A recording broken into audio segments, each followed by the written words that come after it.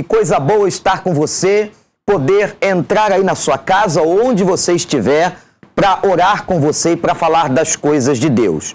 Hoje é dia da nossa entrevista, nós temos um convidado muito especial, mas eu mais uma vez estou com a presença do meu amigo pastor João Emílio, da Primeira Igreja Batista de Irajá. Pastor João, bom dia.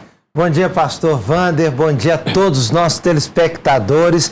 Nós queremos agradecer mais uma vez a oportunidade de estarmos juntos na sua casa e nós queremos transformar esse momento numa hora de compartilhar da palavra de Deus, de uma reunião muito familiar com você. Muito obrigado porque você nos acompanha. Pastor João, nós temos, como disse há pouco, querido telespectador, um convidado muito especial, uma pessoa muito querida, muito importante na minha vida especialmente e na vida de centenas e milhares de pessoas também.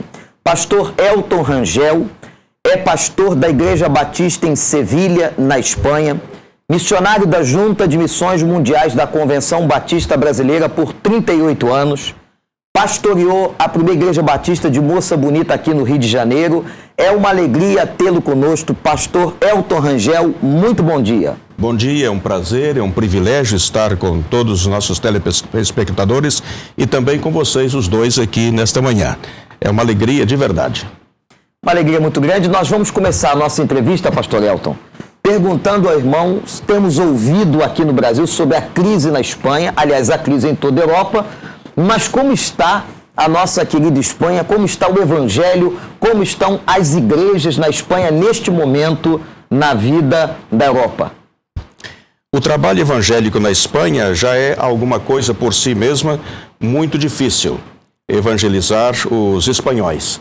A presença evangélica na Espanha, lá temos já 130 anos aproximadamente, e nesse tempo todo nós só conseguimos chegar a 625 municípios, de entre 8.112 municípios, só em 625 é onde nós temos a presença evangélica. Não estou falando de um grupo denominacional em particular, mas estou falando de todos os evangélicos juntos que realizam o trabalho de evangelização na Espanha.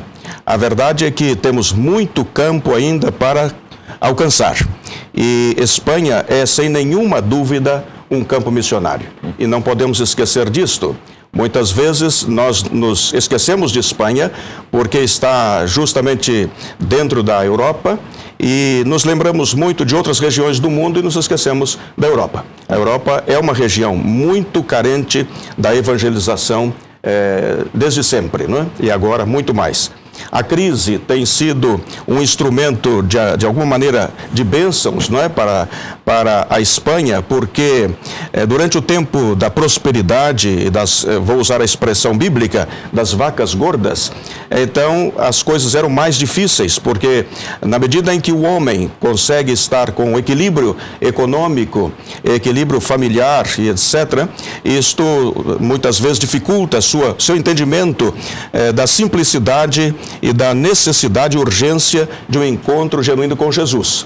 Mas a crise veio e as coisas estão muito mais complicadas para as famílias e isto significa dizer que realmente já estão mais abertos para ouvir, para parar e ouvir alguma coisa acerca do Evangelho de Jesus e temos, graças ao Senhor, tido bons resultados nesse tempo de crise. Pastor Elton, essa situação da Europa, nós muitas vezes aqui no Brasil olhamos para a Europa, principalmente a Europa Ocidental, e por ter sido o berço da civilização, de muitos avanços tecnológicos, a gente acha que a Europa está desenvolvida espiritualmente, o que não é verdade, não é, pastor? Não é verdade, é totalmente o contrário. Os dados estatísticos que temos são aberrantes desde o ponto de vista espiritual. Mas estamos batalhando e lutando muito para que as coisas possam mudar. Nossa igreja está trabalhando na plantação de novas igrejas na região sul da Espanha, principalmente, mas também em algumas outras províncias e regiões da Espanha. A verdade é que nós estamos contentes agora com os resultados últimos, como também resultantes da própria crise, não é? Então, para nós tem sido muito bom.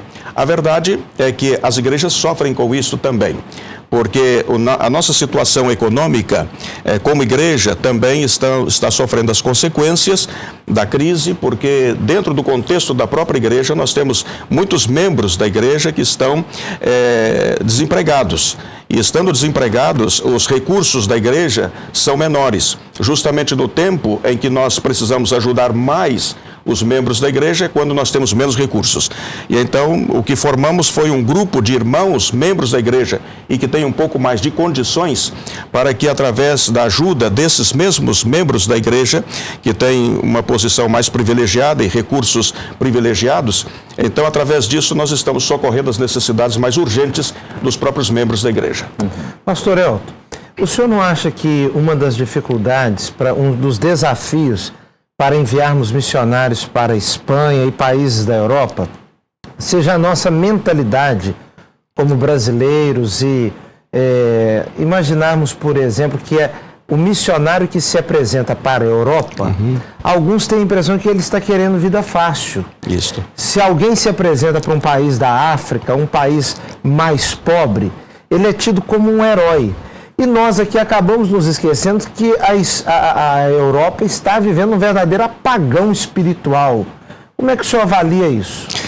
Eu penso que deveríamos dar prioridade, na atual conjuntura, à Europa. Nós estamos, obviamente que evangelizar a África é importante, porque o valor das almas africanas tem o mesmo valor diante de Deus, não é? Não existe acepção de pessoas, nem de culturas, nem de regiões do mundo. Mas a verdade é que quando nós evangelizamos a África, evangelizamos o africano, os ganhamos para Cristo, transformamos em instrumentos de bênção para ganhar o seu próprio povo, mas não podemos contar muitas vezes com os africanos como parceiros para a evangelização mundial. Na Europa, quando nós levamos uma pessoa, especialmente Espanha e outras regiões da Europa, quando nós levamos um europeu a Cristo, nós salvamos o europeu e ao mesmo tempo ganhamos um parceiro na evangelização mundial, porque os recursos são maiores. É verdade que agora estamos vivendo um tempo de crise, mas isto é durante um tempo, né? Nós estamos esperando que as coisas voltem a equilibrar-se e então nós seguiremos fazendo aquilo que já estávamos fazendo. Por exemplo, se a nossa junta de missões mundiais investe, vamos supor, 30 mil euros anualmente num casal de missionários na Espanha, as próprias igrejas espanholas estão investindo muito mais do que isso como parceiros de evangelização da nossa junta. Um exemplo, a igreja de Sevilha estava investindo em média mais ou menos entre 150 a 200 mil euros em parceria com a junta e com outros grupos.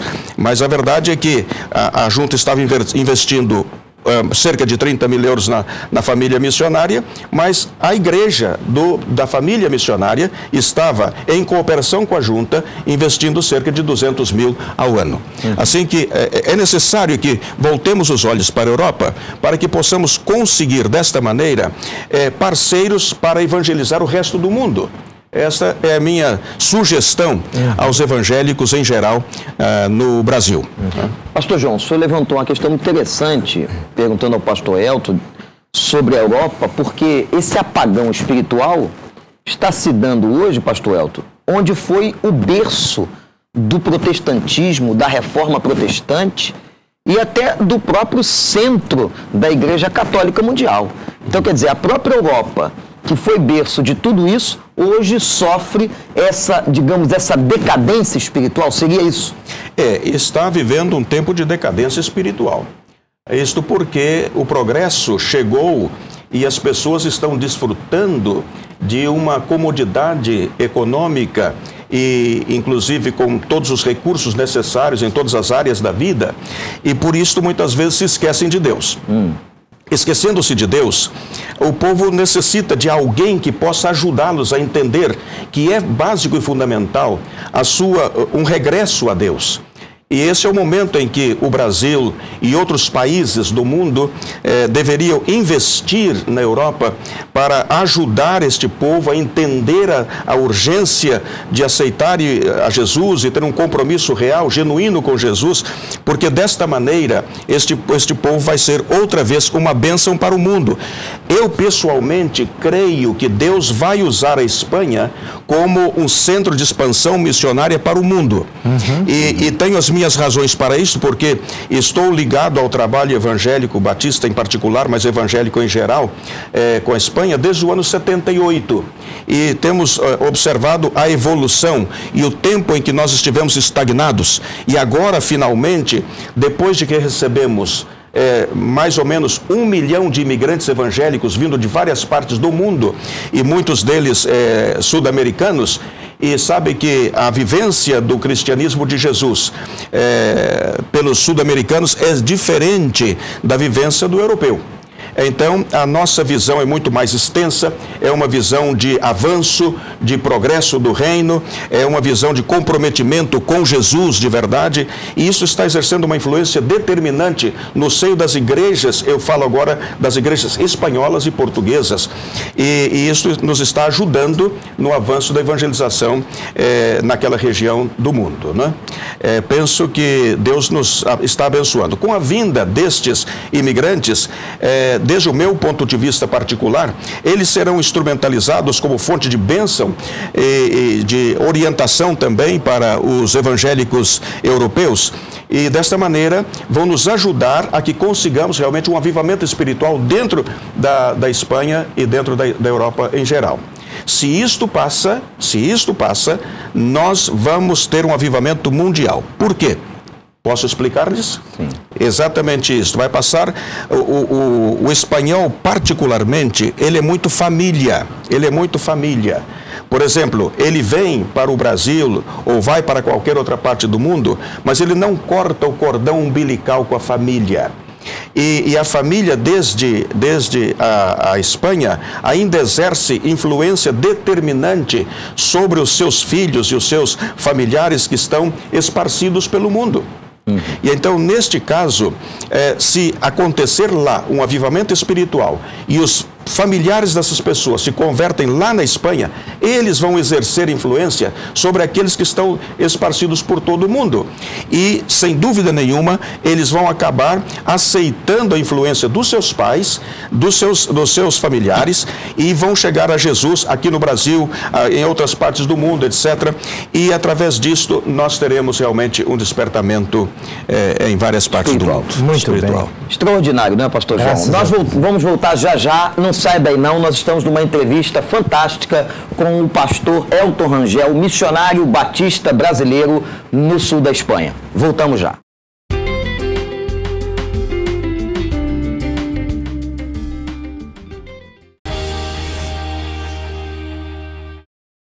Os casos de dengue no Brasil quase triplicaram nesse início de 2013. Por isso, é preciso reduzir ações preventivas e ficar atento à água e lixo acumulados, para evitar os criadouros do mosquito, que se multiplicam em depósitos de água parada acumulada nos quintais e dentro das casas. Combater os focos do mosquito transmissor é a única maneira de prevenir a doença. Esteja atento.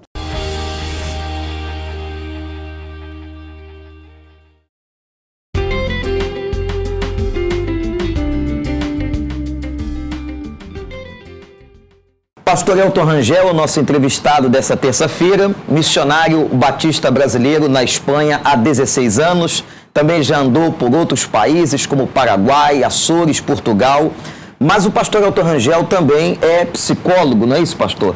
E tem se especializado na área de aconselhamento e na área devocional. Eu queria que o irmão explicasse para nós, pastor, a relevância realmente da vida devocional particular de um crente para ele e para a Igreja de Deus. Eu acho que essa é a base da vida cristã. os anos vão nos dando alguma experiência no companheirismo com Jesus. É algo extraordinário quando nós estabelecemos esta relação de intimidade com Jesus, para que possamos discernir com clarividência o que é que Deus quer para a nossa vida. Por isto é essencial manter uma vida de intimidade através da oração. A oração é, sem dúvida nenhuma, uma audiência que temos privada com o Pai na sala do trono da graça, e isto nos faz felizes, porque podemos conhecer aquilo que Deus quer para as nossas vidas. Creio que a oração precisa ser um estilo de vida em todo crente.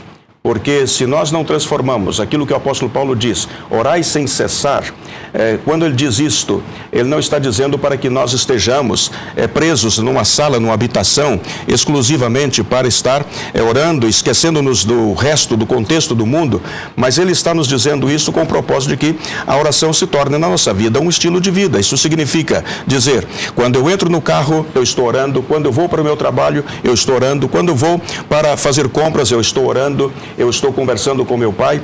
Não é necessário que eu esteja dentro de uma habitação exclusivamente para que possa desta maneira ter contato com o Senhor. Mas isto é fundamental. Se nós queremos obter algum êxito na nossa vida cristã e na nossa vida pessoal, na nossa vida familiar, é fundamental que investamos tempo na oração, no contato com Deus, para que desta maneira possamos ver as coisas consumadas. Pastor Elton, mas um dos grandes desafios que o homem de hoje tem é separar tempo para aquilo que é importante para as coisas de Deus. Nós temos uma série de facilidades, veículos, telefones, uma série de equipamentos que nos adiantam muitas tarefas, mas parece que o homem de hoje está constantemente sem tempo. Como é que o senhor tem administrado na sua vida pessoal a reserva de um tempo diário para estar com Deus? Eu costumo que a noite é muito longa, não é? É muito longa.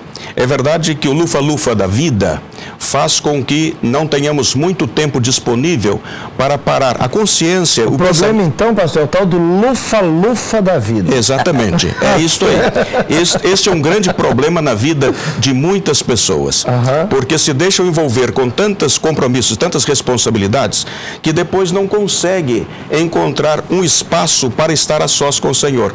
E na vida cristã é necessário que tenhamos este espaço para que desta maneira possamos carregar baterias e conversar com Deus e dizer-lhe tudo o que passa no nosso coração, na nossa mente. Agora, a pessoa precisa se organizar. É preciso, eu sei, entendo que a oração é trabalho, e é trabalho duro. É trabalho que implica responsabilidade, compromisso, seriedade, etc. É trabalho duro. Trabalho no sentido de renúncia, né, pastor? Exatamente. Ele tem que renunciar, ele tem que ter devoção com o Senhor. A vida dele, ele tem muito compromisso durante o seu dia. Mas ele se esquece de que também o contato com Deus é um compromisso sério. Tem que investir. Tem que investir. E nós precisamos estar aos pés do Senhor para que desta maneira nós possamos recarregar baterias para realizar a obra. Muitas vezes as pessoas dizem assim, eu não tenho muito tempo, por isto eu não posso separar um tempo, porque eu tenho muitas coisas que fazer e a minha vida eu tenho que progredir, eu tenho que alcançar resultados, eu tenho que alcançar objetivos. E se esquece de que, estando a sós com o Senhor durante um determinado tempo, o seu dia vai produzir muito mais. Os resultados serão maiores. Quanto mais nós investimos tempo a sós com o Senhor, mais Deus nos vai abençoar. E Ele instrumentaliza, inclusive, os próprios anjos para que nos ajudem e que, desta maneira, a nossa produção ao final do dia é muito maior do que se nós sairmos correndo das nossas casas, sairmos correndo para as nossas atividades, sem estar aquele momento aos pés do Senhor. O senhor acredita que o homem moderno lhe falta qualidade no tempo? Por exemplo, ele não administra como deveria, relegando a um segundo plano as coisas de Deus? A classificação hoje das prioridades na vida do ser humano, ela está tomando proporções totalmente diferentes de alguns anos atrás. talvez pelos compromissos, pelas facilidades e pelas responsabilidades que nós temos, muitas vezes nós pensamos que, porque temos tantas facilidades à nossa disposição, pensamos que podemos, inclusive, ter outras responsabilidades, assumir outros compromissos. Isso não é verdade. O tempo é o tempo, o limite é o limite. Então, o que nós temos que fazer é saber organizar as nossas prioridades de tal maneira que a prioridade das prioridades, que é buscar a presença e o rosto do Senhor, seja realmente aquilo que ocupe o primeiro lugar na nossa vida. Caso contrário, as coisas vão ser alteradas. Pastor Elton, eu me lembro que antigamente as famílias, nós ouvíamos muito na igreja sobre culto doméstico. Isso hoje quase ninguém mais fala em culto doméstico. Os pais sentados com os filhos, fazendo o culto da família. O senhor conseguiu fazer isso com a sua família? Graças a Deus, sim. Graças a Deus, sim. E lá são 4 filhos, São 4 filhos, Eu me lembro que nós escolhemos um horário próprio, porque as crianças tinham que estar sempre na escola, etc. Quando não era um era outro, etc. E então nós fazíamos à noite. Antes de deitar, reuníamos toda a família, sentávamos ali na nossa cama, minha esposa ao meu lado, e as crianças com os pezinhos debaixo dos acolchoados, porque era muito frio, e ali nós conversávamos tranquilamente sobre a nossa vida com o Senhor. E tínhamos já um livro preparado para isto, e fizemos isto sempre, porque uma das prioridades que eu tinha na minha vida pessoal particular era que os meus filhos pudessem desfrutar daquilo que eu desfruto. Eu sou pastor por paixão, não é? Paixão. Eu costumo brincar que é algo quase que genético, né? Forma parte da nossa vida isto. Eu digo que sempre que eu faço aquilo que eu amo para não precisar trabalhar. Não é? Eu não gosto muito de trabalhar, eu gosto de fazer aquilo que eu amo. E o que eu amo é o ministério. Então, o meu sonho é que os meus filhos fossem pastores. Então, para que fossem pastores, eu tive a necessidade de manter sempre o culto doméstico para que eles pudessem ir crescendo na graça e no conhecimento do Senhor Jesus. E desta maneira, graças a Deus, agora depois, quando chegou o tempo próprio, todos eles tomaram a sua decisão pelo ministério e graças a Deus, todos eles estão no exercício do ministério hoje, não é? Porque nós tivemos o cuidado de dar uma educação direcionada. O nosso propósito era que fossem pastores, ainda que eles não soubessem disto, mas toda a nossa educação foi direcionada para que quando chegasse o momento em que o Senhor os chamasse, já estavam preparados para o exercício do ministério. O senhor orava por esse chamado? Orava todas as madrugadas. Eu me lembro que todas as madrugadas me levantava e investia pelo menos 1 hora impondo as mãos sobre os meus filhos, para que Deus pudesse abençoá-los, guardá-los, protegê-los e, além disso, chamá-los para o ministério da palavra. Nós estamos, neste momento, diante de um testemunho. Eu quero dizer a você, diante dessas câmeras, que a vida do pastor Elton tem sido um exemplo para nós, não é não, pastor João? Uma vida exemplar. O que ele está dizendo aqui, ele realmente vive na sua casa, na sua família. Os seus amigos, que são muitos aqui no Brasil e no exterior, sabem da vida devocional deste homem de Deus, deste missionário que hoje está na Espanha. Nós vamos para um breve intervalo e voltamos já já, e o pastor Elton vai estar orando por você. Pastor Wander, antes do intervalo eu queria fazer um desafio para todas as pessoas que estão nos assistindo agora e que estão criando filhos. Vamos fazer um propósito de levantarmos de madrugada e fazermos isso que o pastor Elton acabou de nos relatar. Clamarmos pelos filhos quando eles estiverem dormindo. Ok, vamos voltar já já com o nosso encerramento e a oração pela sua vida e com este propósito que o pastor João acabou de colocar diante de nós.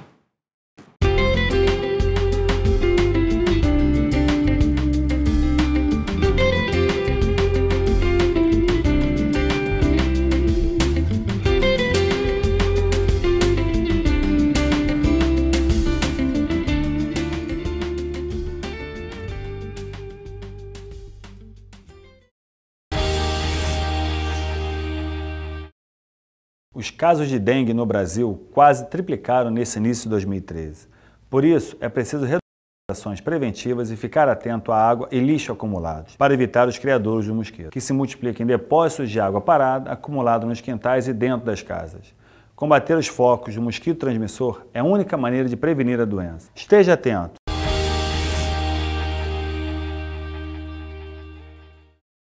Deus está perto de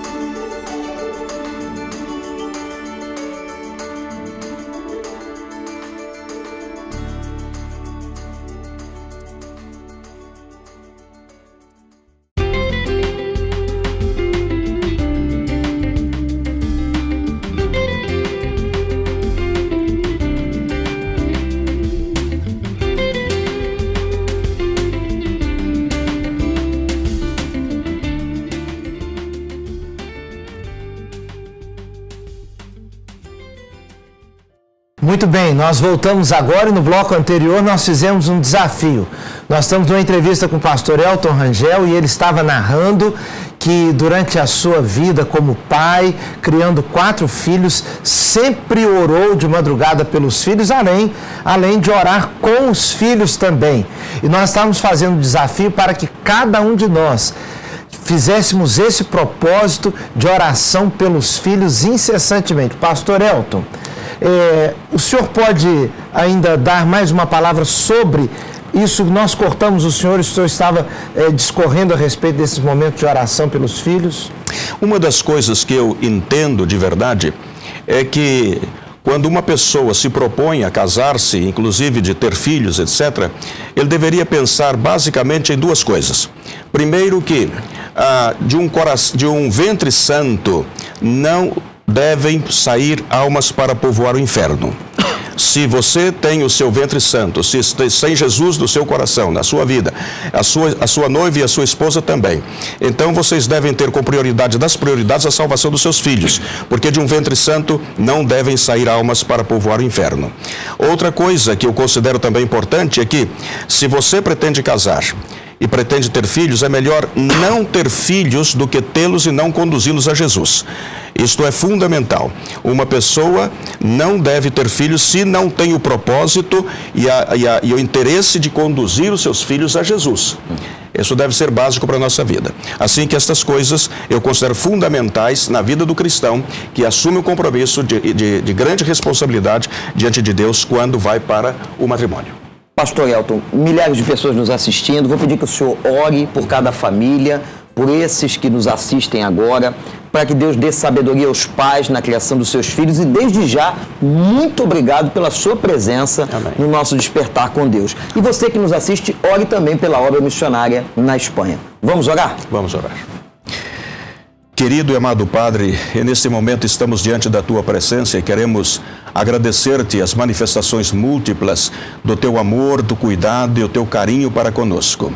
Agora mesmo, Senhor, quando estamos diante desta multidão de pessoas assistindo a este programa, queremos suplicar-te as Tuas bênçãos sobre as suas vidas. Amém. Pai, por favor, cuida das famílias, mantenha os Teus anjos ao redor de cada família, para que possam receber a Tua proteção e o Teu cuidado.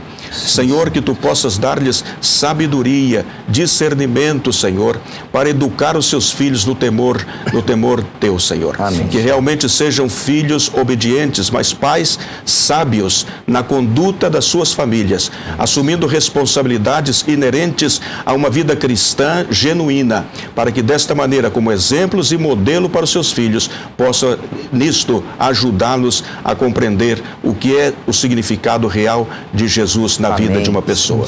Abençoa as famílias, cuida de cada um e abençoa-nos aqui também. Em o nome de Jesus oramos. Amém e amém. Amém. E você sabe, amanhã, se Deus permitir, nós estaremos juntos com mais um Despertar com Deus. Ore pela obra missionária na Espanha, na Europa e em todo o mundo. Nós somos parceiros da obra missionária batista em todo o mundo. Ore por isso. E se Deus permitir, vamos estar juntos aqui. Tenha um abençoado dia e viva-o na paz do Senhor Jesus. Amém.